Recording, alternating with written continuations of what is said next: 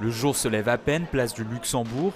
Autour des braseros, les premiers agriculteurs se rassemblent, bien décidés à se faire entendre par les chefs d'État européens. L'Europe, elle pourrait jouer un rôle au niveau des régulations des prix, de la fluctuation surtout, parce que c'est difficile de se projeter dans l'agriculture. On fait des crédits sur plusieurs années, plusieurs dizaines d'années parfois, et les prix savent varier du simple au double sur quelques mois. La tension monte d'un cran, les manifestants lancent des œufs en direction du Parlement, d'autres veulent en découdre avec les forces de l'ordre qui bloquent l'accès aux institutions. Dans la foule, les agriculteurs italiens sont présents en grand nombre. Nous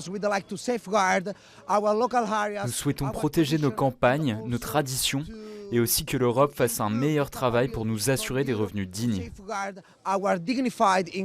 Perchés sur la remorque de leur tracteur, Laurine et ses amis observent les colonnes de fumée noire qui envahissent peu à peu la place.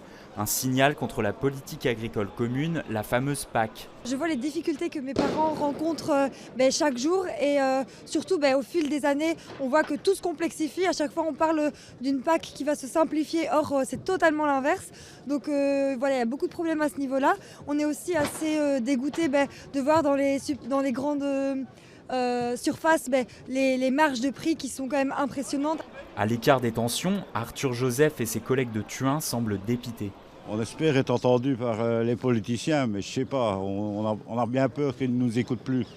Et je crois qu'il faudrait changer la méthode de travail.